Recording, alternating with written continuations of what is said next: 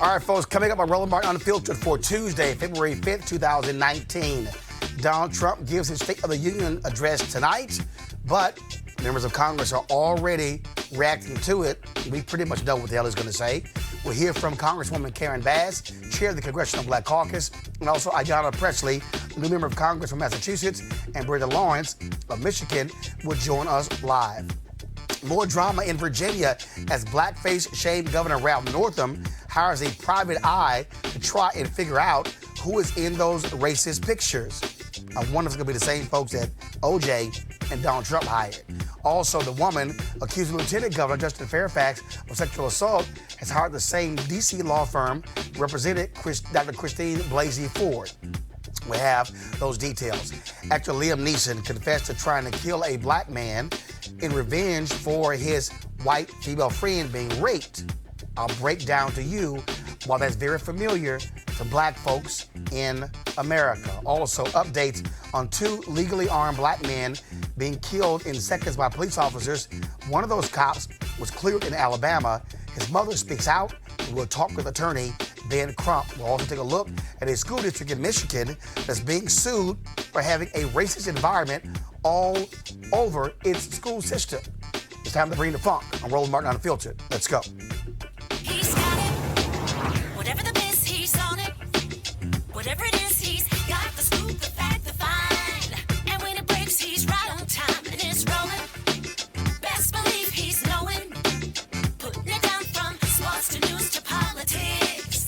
With entertainment just for kicks, he's rolling. It's on go, y'all. It's Roland Martin, yeah. Rolling with Roland now. He's funk, he's fresh, he's real, the best, you know he's Roland Martin now.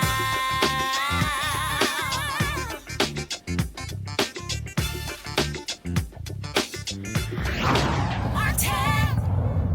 All right, folks, Donald Trump finally gives his State of the Union address tonight. Remember, it was supposed to be in January. It got postponed because of the federal government shutdown. It will actually take place tonight. But what's going to be interesting, of course, is that we'll see how Democrats will respond. Already, his folks are saying that he's going to be reaching out to Democrats. Well, you kind of have to after he got embarrassed by Speaker Nancy Pelosi during that federal government shutdown. Now, Congressman John Lewis and Hank Johnson, both of Georgia, and Congressman Steve King of Tennessee, say they are boycotting the speech. Stacey Abrams will deliver the Democrats' response, and of course, we'll be streaming that speech on my YouTube page, which of course you can see at youtube.com/Roland S. Martin. And of course, if you're checking us out, be sure to subscribe and turn on your live notifications. Now, earlier today, a group of Democratic congresswomen held their own event called the State of Our Union. It was organized by Congresswoman Brenda Lawrence of Michigan, and she joins us right now. So, Congresswoman Lawrence, why exactly did you want to have this event prior to tonight's speech by Donald Trump? Hello, Martin.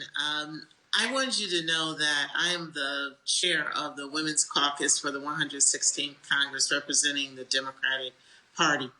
And there are so many issues that are confronting women in America. We are 50% of the population.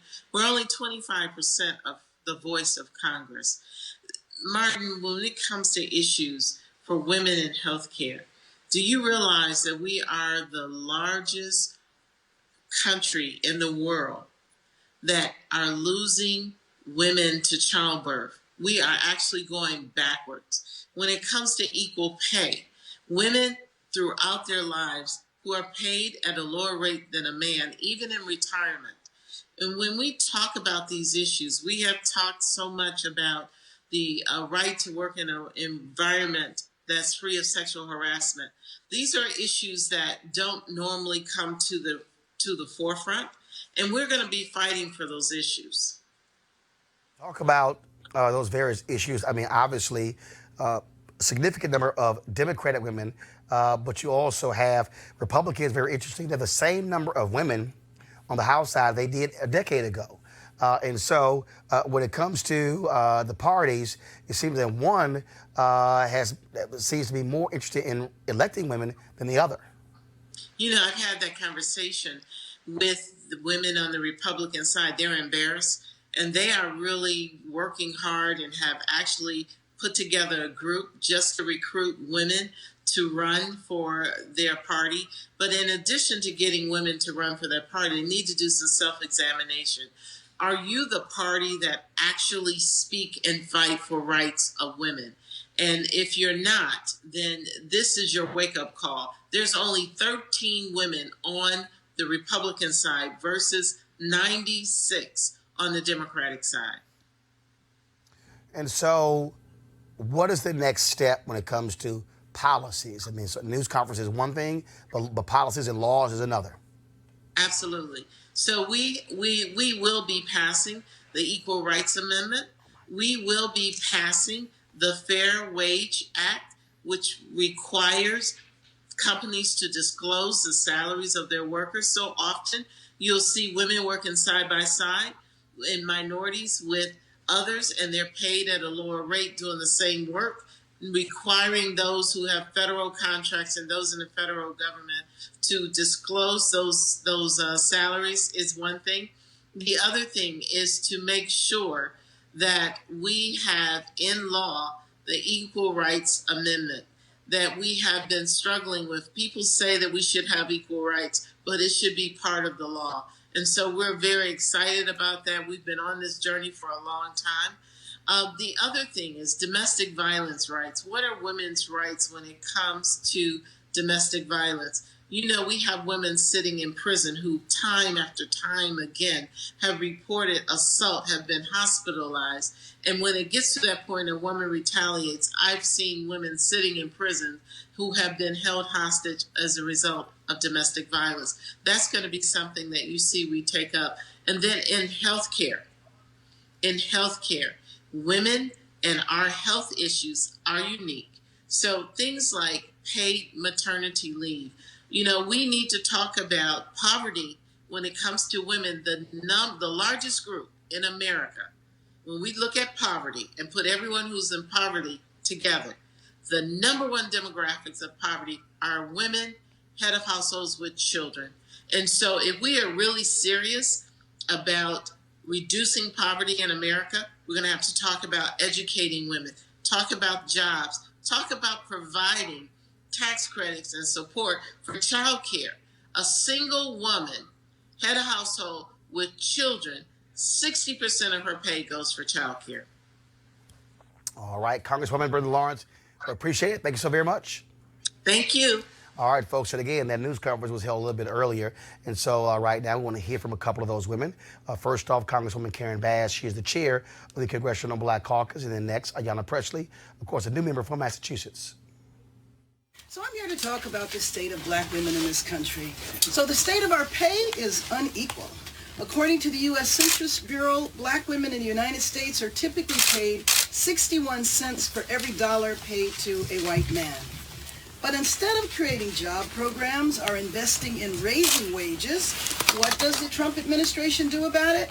He signs a tax scam guaranteed to benefit only the richest Americans with a recycled promise of trickle-down that we've been waiting on since the 1980s. The state of our health is not well. Black women are 3 to 4 times more likely to experience a pregnancy-related death. The percentage of black women that die in childbirth is higher than most developed countries, if not any developed country on the planet. We're more likely to have heart disease or diabetes as well. But instead of investing in our health, what does the Trump administration do about it? Not only did he push a bill to take away health coverage from millions of Americans, he continues to try to sabotage the Affordable Care Act via death by a million cuts. The state of our freedom is under attack. The incarceration rate for black women has increased 800% over the last 20 years. At every level, how women get involved in the criminal justice system, what happens to them while they're incarcerated, and what happens when they get out Our criminal justice system lags behind in modernizing and humanizing the way it treats all women, but especially black women, given the disproportionate numbers. The state of our pay, the state of our health, and the state of our freedom, unfortunately, there's not much good news. But the state of our voice. The state of our voice is powerful. The administration saw it in November 2017 when Alabama took Doug Jones to Washington, D.C. The senator from Alabama was elected because of the support of black women. The administration saw it in November of 2018 when we took back the House and watched history made as the first and second time a woman in the House of Representatives was Speaker Nancy Pelosi. And you know what? He hasn't figured out how to deal with that situation at all. But the power of our voice is clear. We will hear the power tonight. The woman I believe was elected as the governor of Georgia when she delivers her inspirational message, Stacey Abrams. We know that the administration will not be able to resist an attack afterwards. He attacks because basically he's afraid of the power of our voice. But whenever we are faced with attacks, we know that still we will rise. Thank you. Tonight, we expect the occupant of the White House to utter the customary phrase, "The state of our union is strong." If that is true, it has little to do with the Trump administration. If our union is strong, it is because of its resilient people who have succeeded in spite of, not because of, the actions of this administration. If our union is strong, it is because of the people who have endured, who have sacrificed, who have mobilized and organized to fight for our fundamental human rights. If the state of our union is strong, it is because of dreamers like my guest for tonight's State of the Union, Stephanie from East Boston, who refuses to allow her future or her family to become bargaining chips. She is a dreamer, her father is an asylum seeker, and her mother is a TPS holder. Stephanie bravely stands up against this hate wall and the emboldening of rogue agencies with racist policies. She is standing up on behalf of her family and her entire community. If our union is strong, it is because of mothers like Sabrina Fulton, who know the unimaginable pain of a gun stealing their child's life. A child like 17-year-old Trayvon, who would have celebrated his 24th birthday today. Women like Sabrina Fulton and Lucy McBath, who are fighting every day to ensure that not one more parent knows the harrowing loss of gun violence and racial profiling. If the state of our union is strong, it is because of survivors of sexual assault, who, when we were faced with forces that tried to silence us, we marched, we rallied, and we built our own megaphones. If the state of our union is strong, it is because of the disability advocates who put their bodies on the line fighting for healthcare justice. Today, we fortify ourselves with a vision of what is possible, policy anchored in community and crafted by those most impacted. Each of the women standing here today represents hundreds and thousands more. We walk through this life not just as individuals, but carrying all those we have loved, we have lost, and who have shaped us. Together we assert that no one should go bankrupt while fighting for their lives.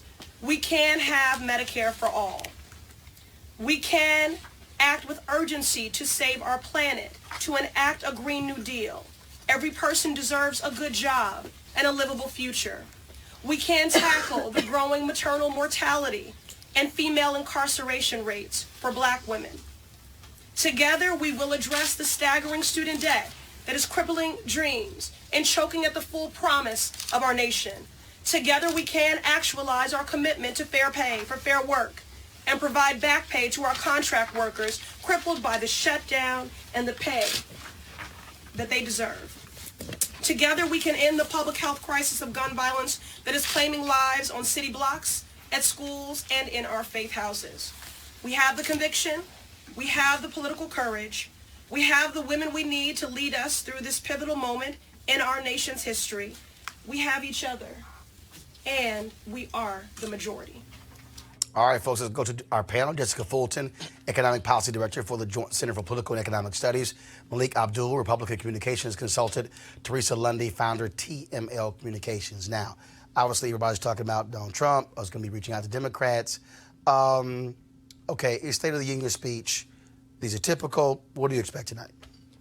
I'm really expecting for him to double down on this statement he's been making about how America has been better for black folks since he got into office. I think that's something that he has not actually shown to us, and I think that we need to look for Stacey Abrams to kind of rebut that in her comments later.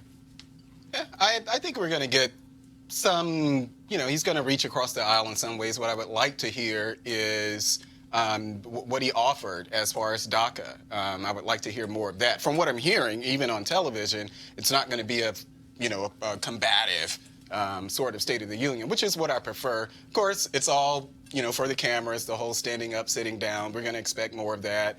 We're looking forward to Stacey Abrams. It's not as historic as, some other things, but, I'm looking forward to that. But, it's going to be a run-of-the-mill state of, Teresa, him giving a speech trying to reach across the aisle is irrelevant when you look at what just took place with this shutdown.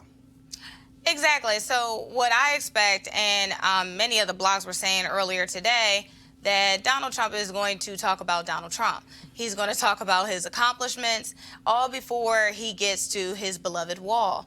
And we just need to be honest. Now, I don't know the way he's going to talk about that wall or steel or fence or brick, but we're going to talk about it in some way.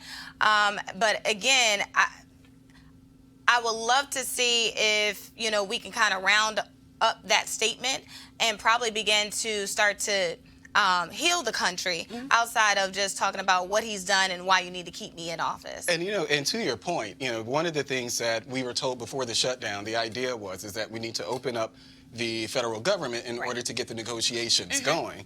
So I don't know to what extent the negotiations have been going that well.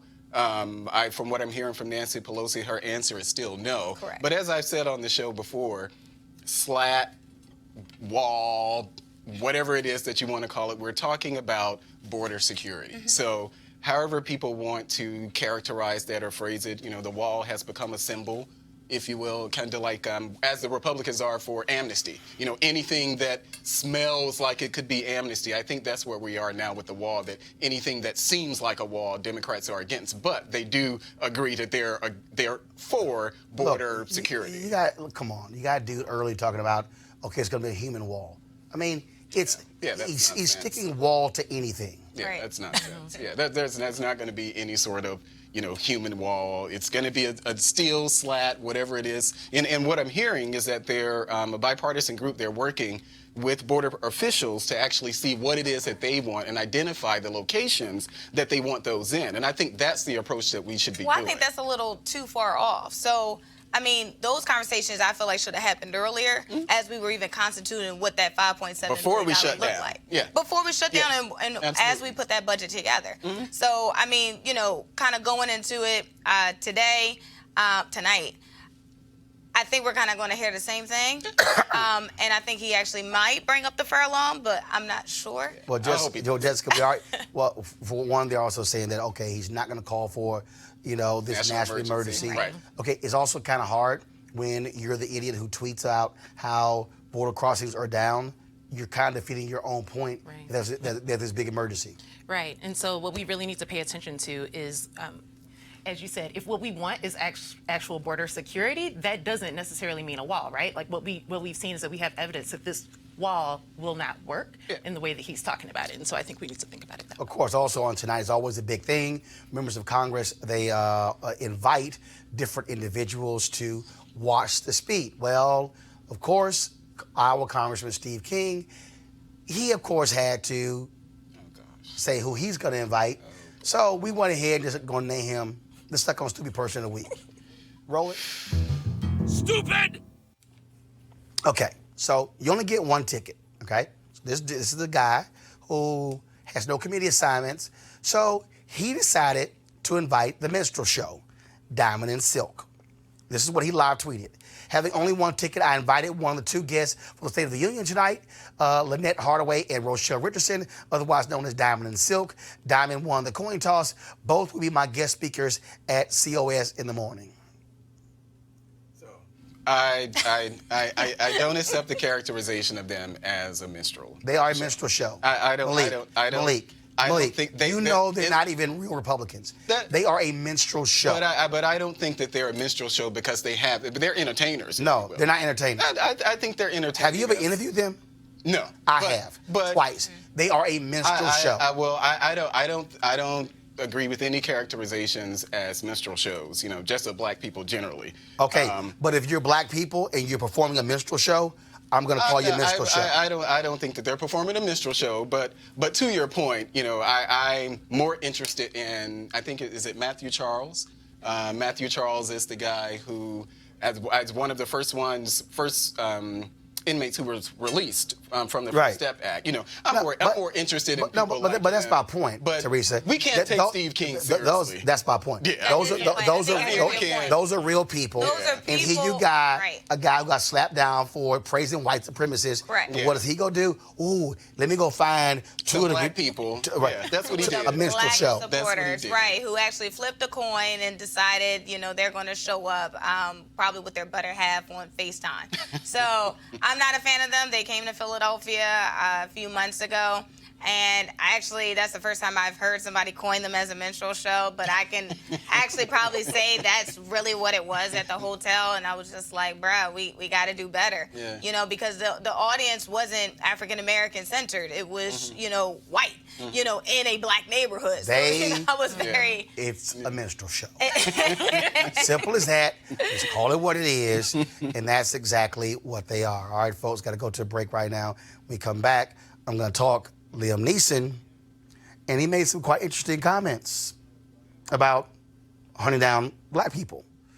But black folks in America, we're quite familiar with white men losing their damn minds. We'll break that down next on Roland Martin Unfiltered. Hey fam, I want you to like, share, and subscribe to our YouTube channel, youtube.com/Roland S. Martin. And don't forget to turn on your notifications. All right, of course, many of us in 2019 want to get healthy and get fit as much as we want to. Of course, for me, the whole focus is getting a golf game, getting a handicap down to a 2, which means improving a core, losing weight, and being able to, of course, pick up 10, 15 yards. Now, if you want to make a difference in doing so, one of the ways is to try the D-Herbs Full Body Cleanse. Now, I just finished their cleanse about a week ago, dropped about 18 pounds. And, of course, for some people, they've lost as many as 20 pounds as well. And, of course, us coming out of the holidays, we talk about excessive eating, processed foods, fried foods, things along those lines. Folks trying to get that out of their body. Now, of course, your body needs to recover, and the Full Body Cleanse will help you get rid of the toxic buildup. It will not only drag you down, but can be very dangerous if you don't do anything about it. Now, if you want to go ahead and try it, if you want to lose those stubborn pounds, go right now and go to deherbs.com, DHERBS.com. Use the promo code ROLAND for a discount at the checkout. The number to call is 866-4DHERBS, 866-4DHERBS. It's 866-4DHERBS, and the promo code is ROLAND. Okay? They're certainly one of our D-Herbs, one of our partners, and we thank them for supporting Roland Martin Unfiltered. All right, folks, still lots of drama in the Virginia state capitol. Governor Ralph Northam, the man who had trouble remembering if he had ever posed in blackface or wore KKK robes and a hood, is still not resigned over these pictures. Now, there are virtually no Democratic politicians in Virginia or in the country who are supporting him, but he is still trying to find a way out. The New York Times reports he's hired a private investigator. Okay, remember when OJ hired a private investigator? Remember Donald Trump hired a private investigator looking into Obama's birth certificate? Yeah, I thought so. Okay, so clearly he is not trying to resign. Now, the man who will replace Northam, if he does resign, is Lieutenant Governor Justin Fairfax. He now has an issue because yesterday we heard him categorically deny an anonymous accusation of sexual assault at the Democratic National Convention in 2004. Today, the woman, a researcher at Stanford University, has hired Katz, Marshall & Banks, a law firm that lists sexual harassment law as one of its areas of expertise. They represented Dr. Christine Blasey Ford, the woman who accused Supreme Court nominee Brett Kavanaugh of sexually assaulting her. Now, the timing of this accusation is suspicious, to say the least, just as this young brother could become governor. But, true or false, this could go on for a while. I want to go to our panel real quick here. Teresa, so in Lieutenant Governor Fairfax's statement, he said that this woman went to the Washington Post a year ago. They looked into it, investigated, never did a story. Right. Then what happens is this weekend, she sends a private note to a friend, who then gives it to the website that posted the photos of Northam. And then now she's hiring the law firm. What do you make of what is happening with this case and Justin Fairfax? Conspiracy. They see that there's an opportunity for Justin Fairfax to take his rightful place as governor. And I think this is, don't look at me like that, Roland. No, I'm just looking at you. To take his rightful place as a governor. And I think this is one of the opportunities where they're saying that there's going to be some obstacles for him to get there. When you can't, and this is unfortunately the trend with the Me Too movement. I have 5 brothers, so I'm very sympathetic to them, also sympathetic to the victims, especially the women, but more so what the climate is today, where we can just kind of go and make an accusation without pure facts, and then not have a real follow-up or follow-through of actual justice being served. So for me, I think we need to do a further investigation on the one that received that went to go get an investigator from the investigative firm, and actually try to prowl that out. Now, in the case, what happened in the case here, she says it took place in 2004, the Democratic National Convention, and that she never said anything in all these years. Now, he ran for state attorney general and lost, and nothing came out. When he ran for lieutenant governor, nothing came out. But now it comes out. What are your thoughts? Well, for me, this is Kavanaugh all over again, where what we said is that the accuser deserved to be believed, not just heard, but believed. And so if we, I feel the same way about this situation as I feel about Kavanaugh. I don't think that it is healthy for us to live in a climate where we can make these type of accusations unsubstantiated.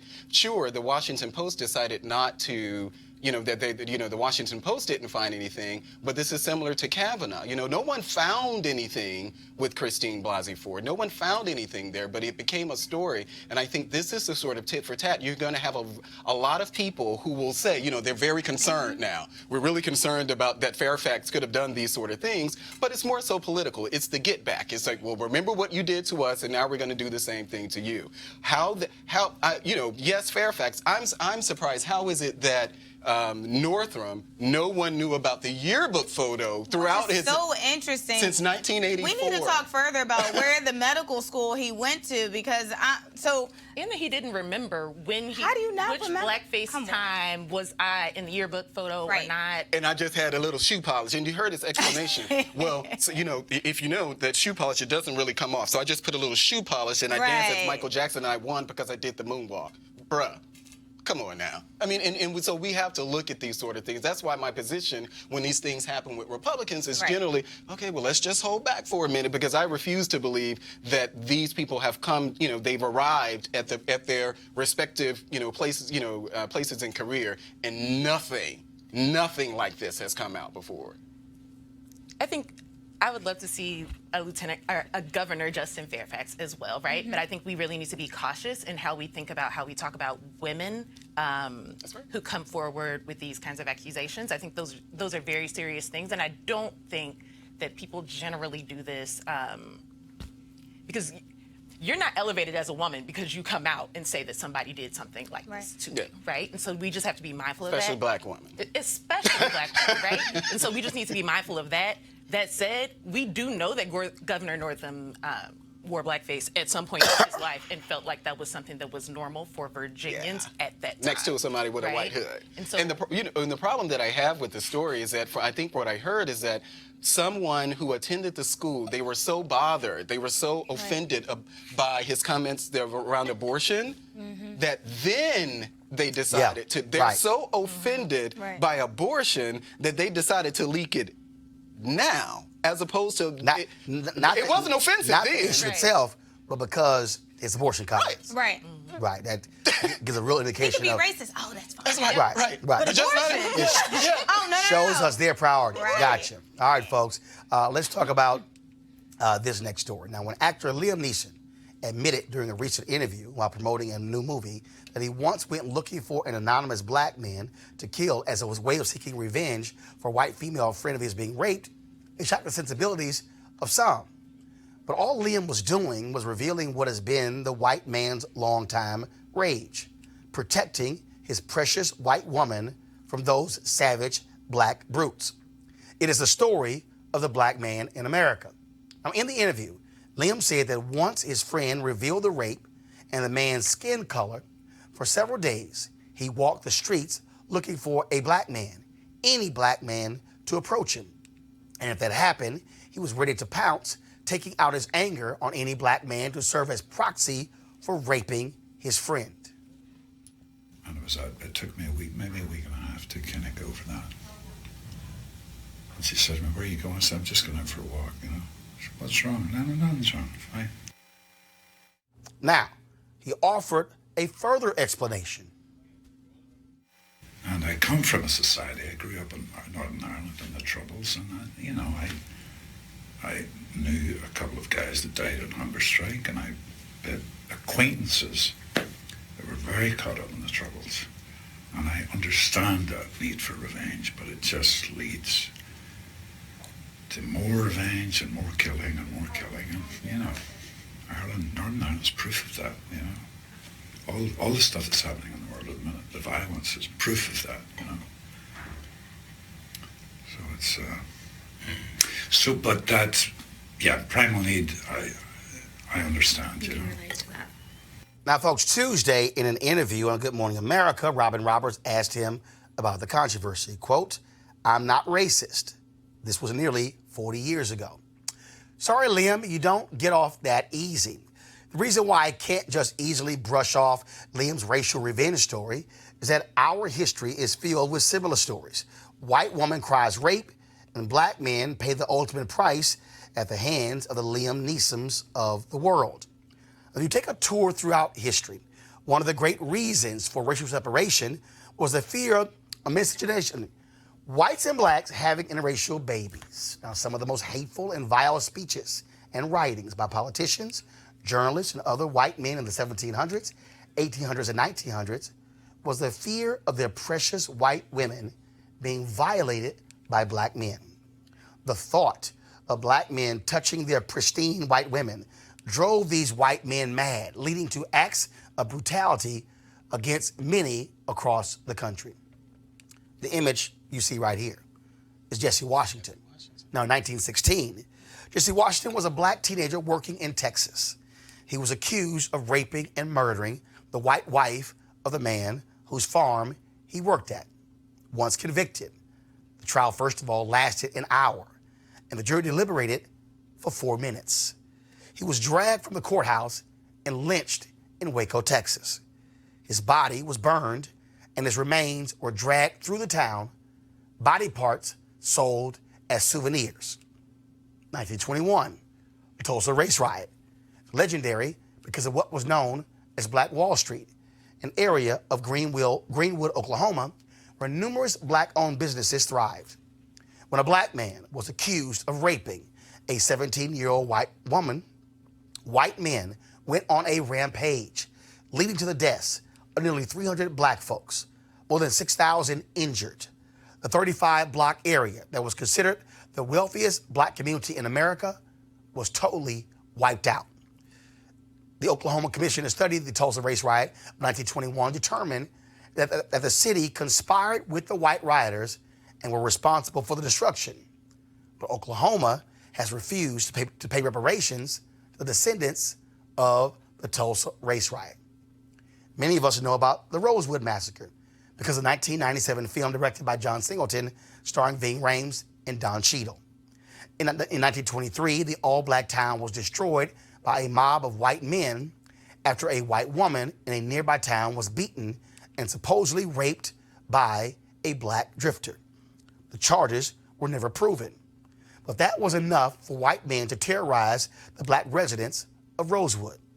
the entire town was torched and no one was ever arrested. Rosewood was never inhabited again. The story of the famous Scottsboro Boys riveted the world. In 1939, 9 black teenagers were falsely accused of raping 2 white women. Their legal fight, which attracted international attention, was intense, leading to numerous appeals and led to 2 Supreme Court decisions. Those men went in and out of prison. Several were later granted parole. One of them also spent a significant amount of time in prison and died. They, folks, were innocent of raping a white woman. In 1949, in Roland, Florida, 4 black men were accused of raping a white woman. 3 of the men were imprisoned and beaten before trial. 1 was hunted down and shot and killed before he was even charged. An all-white jury sentenced 1 of the men to life in prison and 2 to death. When the Supreme Court ordered a retrial for the 2 given death sentences, the sheriff drove the 2 to a field and shot them both. 1 of them died. Florida Governor Ron DeSantis last month granted posthumous pardons to all 4 men. The woman who said the 4 raped them, Norma Paget, who is now 86, testified and still contends the 4 men did it. Folks, there are far more stories I could cite where accusations of rape by black men against white women led to massive violence and death of black people. Now, someone may suggest that Liam should get a break because what he described happened 40 years ago, and he never acted on those racial fears. But folks, we're still dealing with this evil. The brutal rape of a white woman in 1989 set off racial tensions in New York City that rivaled those of the early 20th century. The viciousness against the 5 juveniles arrested for the crime set off hate-filled talk in newspapers, on talk radio, and television. You might call them the Central Park 5. Even Donald Trump got in on the act, taking out full-page ads in New York City newspapers saying the 4 black men and 1 Latino arrested should get the death penalty.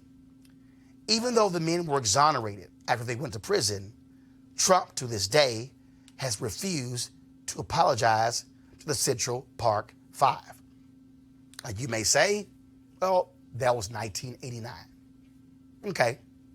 When Dylann Roof walked into a black church in Charleston, South Carolina, and killed 9 black people at a Bible study, his white male fear was one of the reasons. This is what Dylann Roof told FBI agents to explain the terror. Quote, well, I had to do it because somebody had to do something because, you know, black people are killing white people every day on the streets, and they rape white women, 100 white women a day. The fact of the matter is what I did is so minuscule to what they're doing to white people every day, all the time. The terror that white men have unleashed on black men over the course of America's history has been devastating. Never mind the centuries black women were raped at will by their white slave masters during slavery. Black people have never responded with the kind of widespread violence in retribution for what white folks did to black women. The few slave rebellions were all stopped, and black men like Nat Turner were murdered and dismembered. Folks, Liam Neeson is no hero because he sought to avenge his white friend's rape. He was more than willing to take the life of a black man, any black man, to serve as his way of exacting revenge. What was deep inside of him is not rare. He is just like many white men who came before him. I'll be back. Roland Martin Unfiltered. Hey fam, I want you to like, share, and subscribe to our YouTube channel, youtube.com/Roland S. Martin. And don't forget to turn on your notifications. You want to support Roland Martin Unfiltered? Be sure to join our Bring the Funk fan club. Every dollar that you give to us supports our daily digital show. There's only one daily digital show out here that keeps it black and keep it real as Roland Martin Unfiltered. Support the Roland Martin Unfiltered daily digital show by going to RolandMartinUnfiltered.com. Our goal is to get 20,000 of our fans contributing $50 each for the whole year. You can make this possible. RolandMartinUnfiltered.com. Hey fam, I want you to like, share, and subscribe to our YouTube channel, youtube.com/Roland S. Martin. And don't forget to turn on your notifications. All right, folks, now a message from one of our partners. Are you desperate for a good night's sleep? Then listen up. Studies, Teresa's like, yeah, I am. Studies show lack of sleep causes stress, irritability, weight gain, and even death. But you already know how bad it is when you don't get enough sleep, don't you?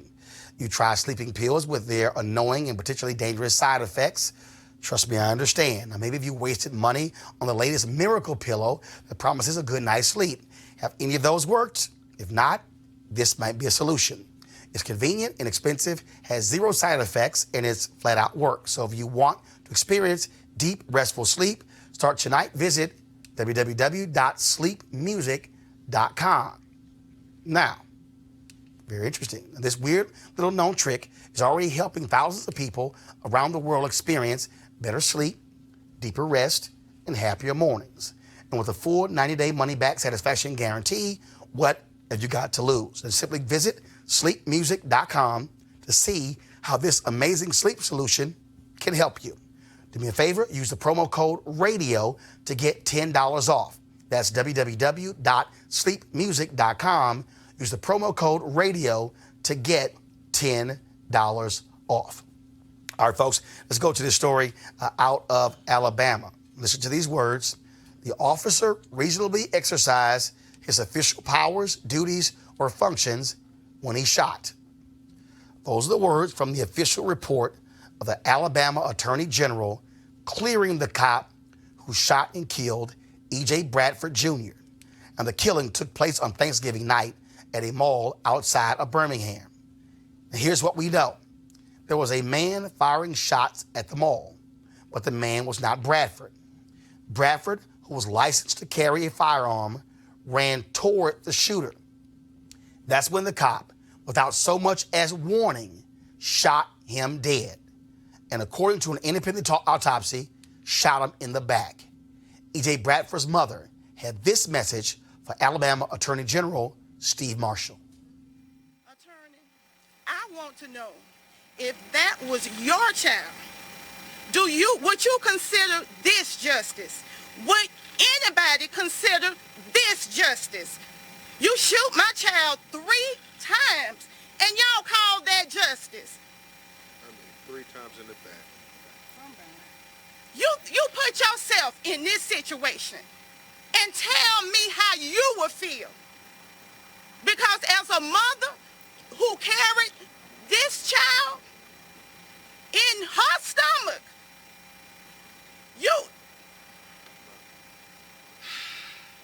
I want to know how you would feel. I just want to know how you would feel if this was your child. You're a punk. Are we really equal? Is the Constitution really for real? Do we really abide by the Constitution? Or does the color of your skin determine it? It determines it. Yeah.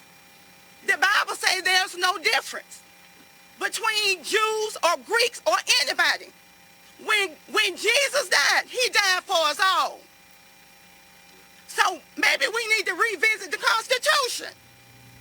All right, folks, going to my panel right now. Now, what was strange here was the Alabama Attorney General removed the case from the black DA there in Birmingham because there was a photo the black DA had taken with one of the activists who was protesting this case.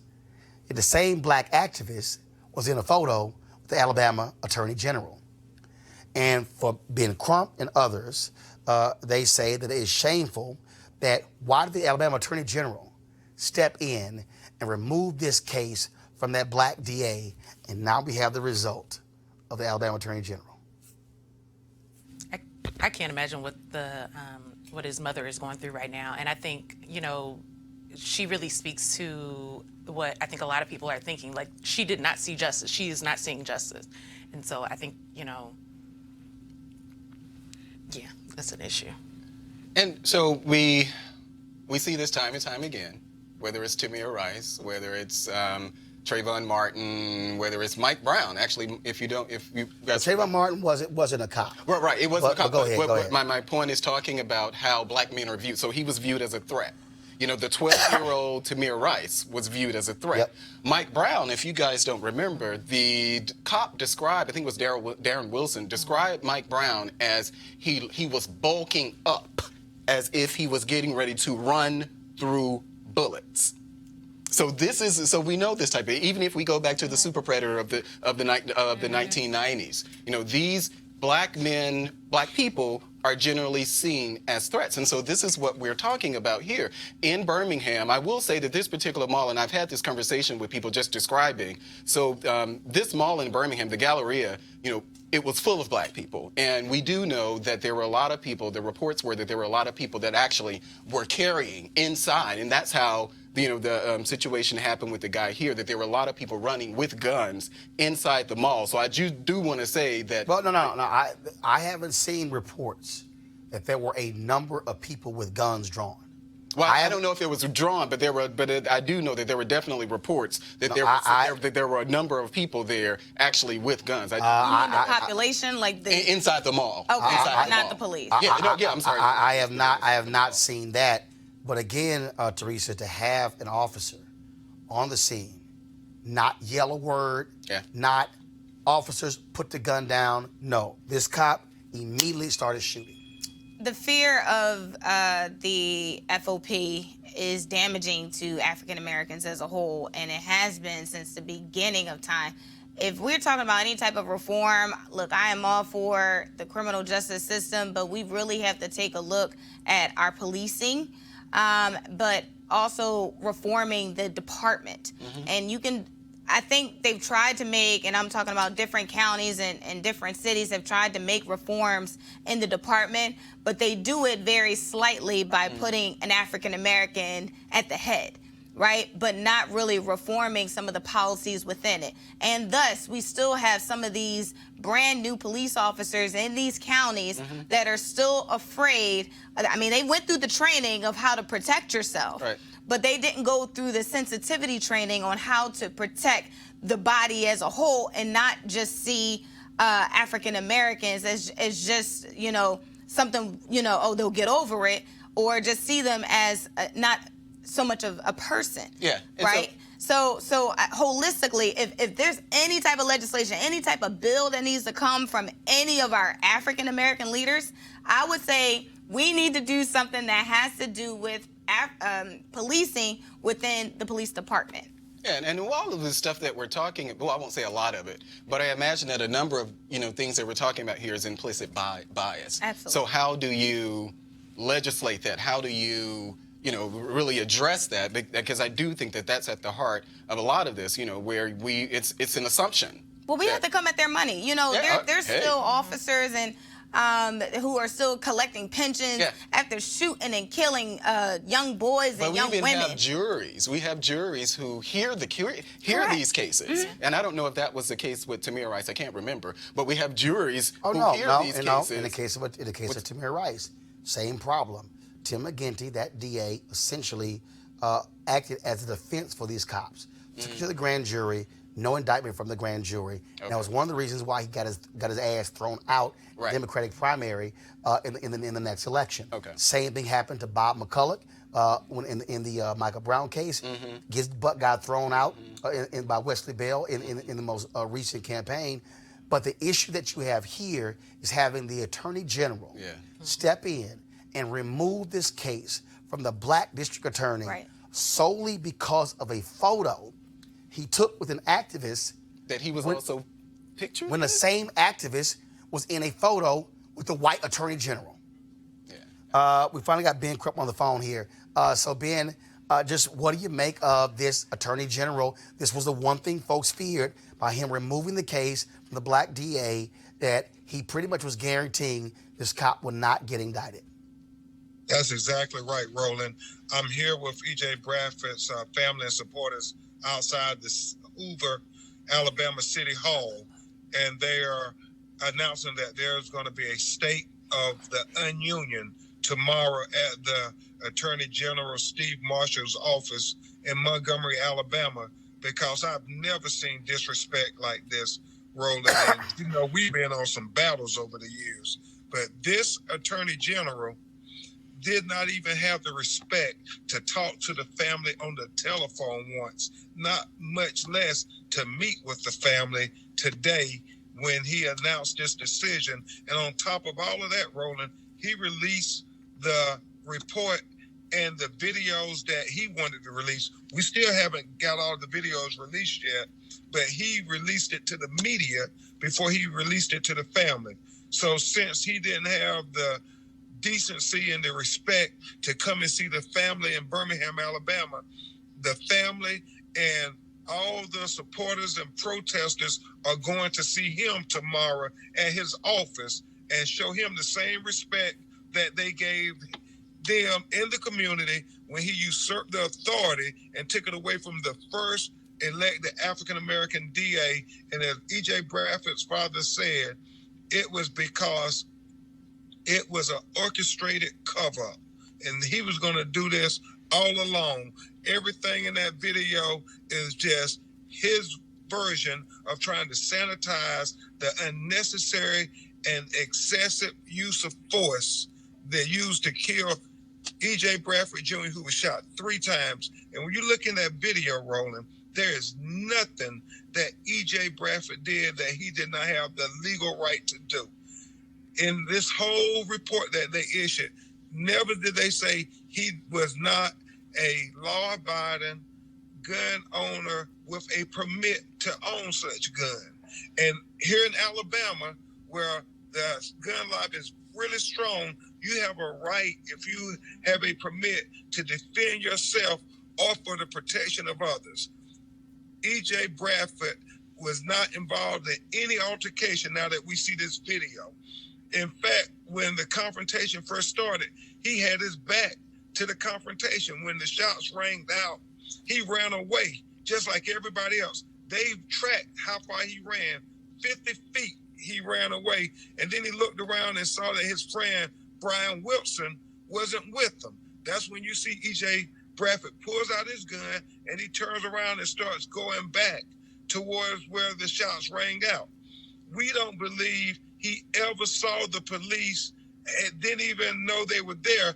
And the police, by their own admission, say they never offered him any verbal commands. So they said they saw him, and in 2 seconds, they made a decision he was the shooter, and they shot him.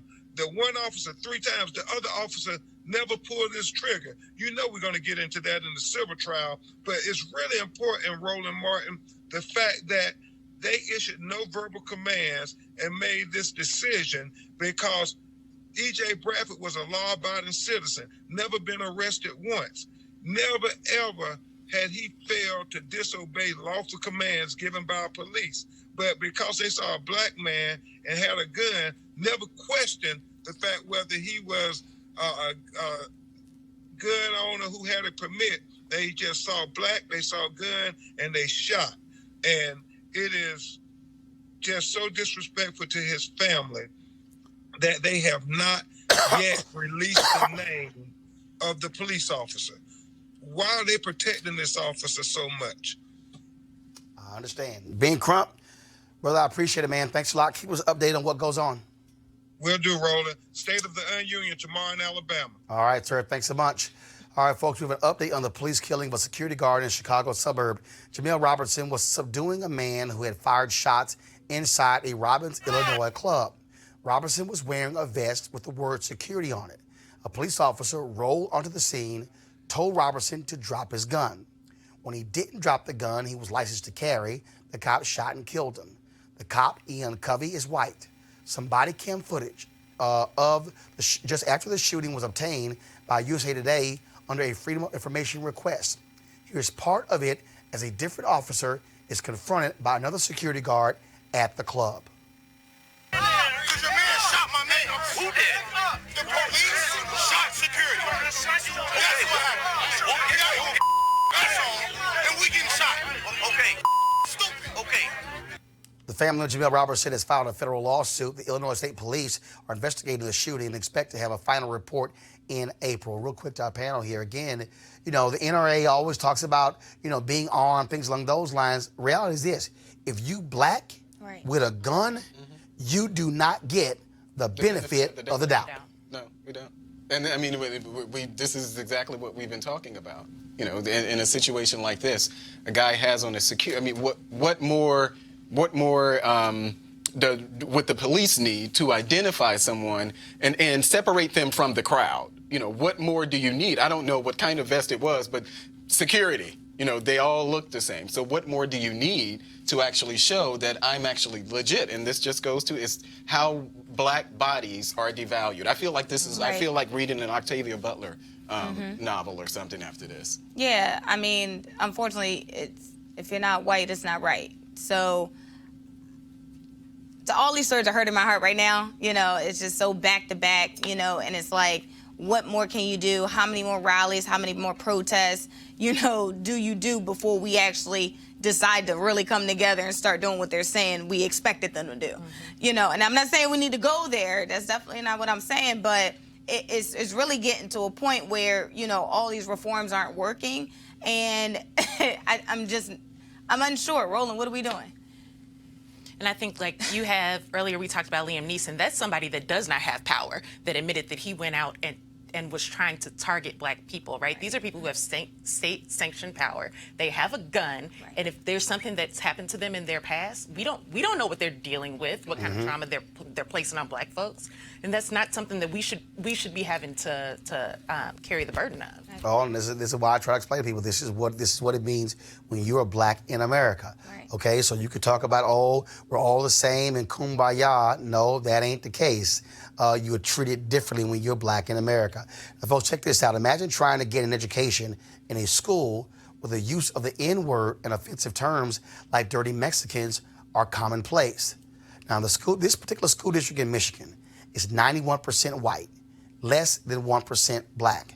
The ACLU of Michigan has filed a complaint against the entire Paw Paw, Michigan school district with the Department of Education's Office of Civil Rights. The complaint says they are maintaining a racially hostile educational environment. Joining us right now to discuss this is Mark Fancher, the Michigan ACLU's Racial Justice Project staff attorney who drafted the complaint. Mark, give us a sense of exactly what has been going on in this district and for how long. Well, as far as we know, this is representative of the culture of not just the school district, but the city itself. What attracted our attention to the school district is an ongoing controversy, a high-profile one, involving the name that has been given to the high school's athletic teams. They use the racial slur Redskins, and there have been protests by Native Americans in the area over the course of a number of years. And these protests and these appeals and petitions to the school district to change the name have caused eruptions of violent and near-violent encounters in the school board meetings, harassment of activists, and ongoing controversies. We went in hoping that we might be able to speak with the school's leadership and to try and persuade them that they needed to consider not only changing the name of the team, but also engaging in a process of cultural sensitivity, tolerance and other measures that would be helpful to the school district overall. We never got so much as a polite response from the school district's leadership. They would not acknowledge even our requests to come in and to talk with them. So we went to the local clergy and suggested that they preach from the pulpit messages of tolerance. And we found that even among the clergy, there was a certain amount of intimidation, if not downright fear, of the reprisals and the retaliation that they would face for even voicing that type of a thing. That caused us to use the Freedom of Information Act to just find out what was happening in the district with respect to race.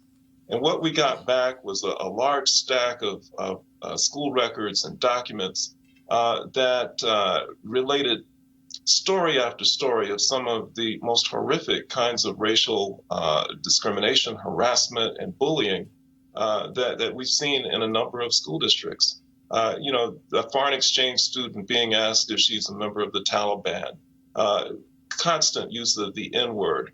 One student approaching Mexican students and saying, Trump's in the house now, you need to go back to Mexico and pick blueberries.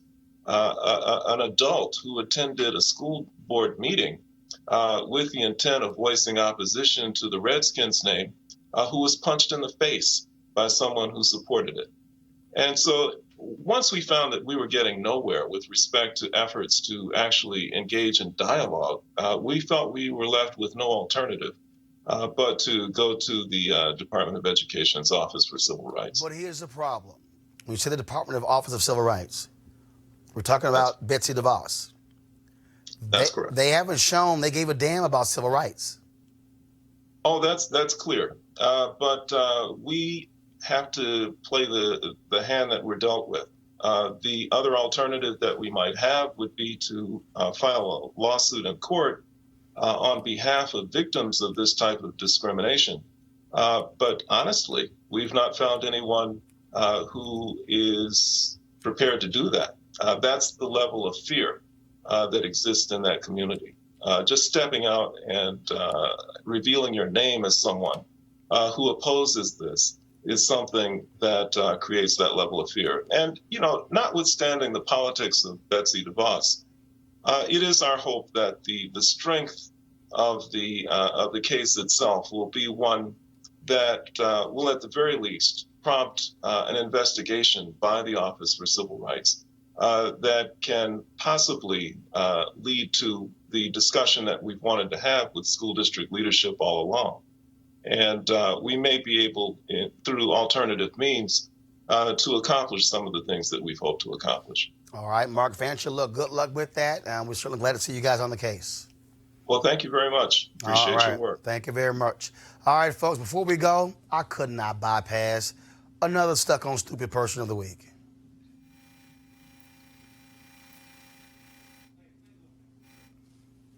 Y'all have it ready? Y'all supposed to be playing. Damn it, you knew I was going to it. All right, y'all. No. Stop it. Y'all weren't ready. All right. So here's the deal, y'all. Here are two anchors on Fox News, actually three Fox News staffers, trying to explain why voters are in huge numbers in favor of collecting more taxes from the rich. Now press play. There is what seems to be a movement against capitalism in this country. This is a piece in Politico just published, Soak the Rich. Americans say go for it. In this piece, it talks about how recent polling is showing that the American public is increasingly on board with raising taxes on the rich. As evidence, we pulled up this latest Fox News poll on the issue, whether Americans support raising taxes on the wealthy, on incomes over $10 million. Those that are in favor of that, 70%, Charles. Over $1 million in income, 65% are in favor of raising taxes. The idea of fairness has been promoted in our schools for a long time, and we're starting to see kids who grew up in this notion that fairness above all. And now they're becoming voting age, and they're bringing this ideology with them. Okay, y'all, their own poll shows 70%. Mm-hmm. Maybe it's because even their audience, old white people, realize that the system in America is actually set up to benefit the rich in America. Yeah, I'm not even sure that's it. I think when you ask anyone, who would you rather raise taxes on, it's going to always be those who make lots of money. I don't think that it's not political, or it's not, this is, you're going to raise taxes on everybody but yourself. And I think this is an example of that. I'm not surprised. But this whole idea of, they're teaching kids in school what's about fairness. And the reality is that we used to do that as a country. We used to tax the very, very rich about 79 to 80%, right? This is something that we did, and this was when we actually had like strong economic growth that benefited most of the people in America, right? So like, yes, I hear what you're saying. People are going to say to tax everybody else, but this is something that works, that we've already tried, that we might as well go back to. I think we got to understand some of the basis of financial literacy. So we need to take it back to education before anybody starts teaching anything, you know, because the first talking point for Democrats, especially the socialists, tax the rich. Well, you know, after we tax the rich, what happens, right? So I'm kind of on the other side as it relates to that, but I think it also depends on how much, to what extent we're talking about. But what's so hilarious is when you talk about a 70% marginal tax rate, it's after the first 10 million. Okay, we are not talking about a hell of a lot of people in America. We are not. Okay, so we're not. Okay, y'all, everybody at home, this is what that means. If you make 9.8 million, it's not going to affect you. Yes. Now, how many of y'all out there right now is making $9.8 million? Okay? It's after the first 10 million. The reality is, in this country, the tax code is set up for the rich. All the breaks, the rich. You just saw a $1.5 trillion tax cut, largely for the rich. Okay? Who gets over more in this country? Donald Trump knows real estate people because they can sit here and write out real estate losses for 20 years. Okay? Well, if you ain't got money, if you, like Trump, you can't go to Deutsche Bank and get $1 billion over a number of years, well, guess what? You can't run around buying buildings and properties and sitting here writing those losses off and you virtually paying no income tax and you banking all that money. Yeah, you're right. The system is not set up for anybody unless you are rich. And in this whole deal of this bullshit of, oh, no, see, they're going to take that money and they're going to reinvest. No, they're not. They're not going to sit here. We just saw with the tax cut. All of those companies. And the CEOs said it before they passed it. They said, we ain't reinvesting that money. And we ain't giving that money back to workers. We're going to reward shareholders. And that's exactly what they did. But I just want to say that it's not, because we say rich, but I would actually add that I think it's people with access to whether it's power or information, because a lot of people, where you could be making $250,000 a year, that's not rich, but you could use you could finagle things as far as your finances is concerned and get a smaller tax bracket. That's no doubt. But the point is, the rich will always benefit. Yeah, I mean, to that point, greatly. And in that poll, when you see 70%, and let's be honest, the reason a lot of these television anchors also are like, oh my God, what are you doing that? Because they're affected. There you go. But I think we should also say, I wonder if, that's a general poll. I don't think that it gave an actual number, but I wonder what number will people be comfortable with when they're talking about percentage-wise. Dude, the number was 70%. Go ahead. Okay, so it was 70%. It was 70%. Okay. They said over 10 million, right? If they wanted to hide something, they would have said, do you think the top marginal tax rate should be 70%? And then you could assume that, Yeah, but I'm telling you, I know, even Fox News folks like, oh, hell yeah, tax they ass. All right, y'all, we got to go. I want to thank our panel for being here. Again, we want you guys to support RolandMartinUnfiltered.com. I was going to take another day off. I'm trying to preserve my voice. As many of y'all realize, I'm allergic to smoke. Anytime cigarette smoke gets in my system, screws up my sinuses, chest congestion, cough. So I'm still battling that. Normally it takes anywhere from 3 to 4 weeks for that crap to get out of my system. And so it's been that case my entire life. But we're still here today. We're going to be, of course, live streaming. We don't care what Donald Trump is going to say. We're going to be live streaming Stacey Abrams' response, the first African-American giving a Democratic response to a presidential State of the Union. So we're going to have that for you as well. And tomorrow we'll have a full breakdown of the speech and what it means moving forward when it comes to policy. Also, guys, on Thursday, I'm going to be live streaming my interview with comedian Ali Sadiq. All right. This is a brother who spent time in prison. This is a brother who's one of the funniest cats out here. And let me tell y'all, I've interviewed a lot of people in my career. A lot of people in my career. This is one of the most intriguing, interesting, and fascinating interviews I've ever done. You don't want to miss that interview that we're going to have for you on Thursday. All right? Please go to RolandMartinUnfiltered.com to please join our Bring the Funk fan club. All of your dollars help to go support the show to make this thing possible. RolandMartinUnfiltered.com. All right, I got to go. Holla.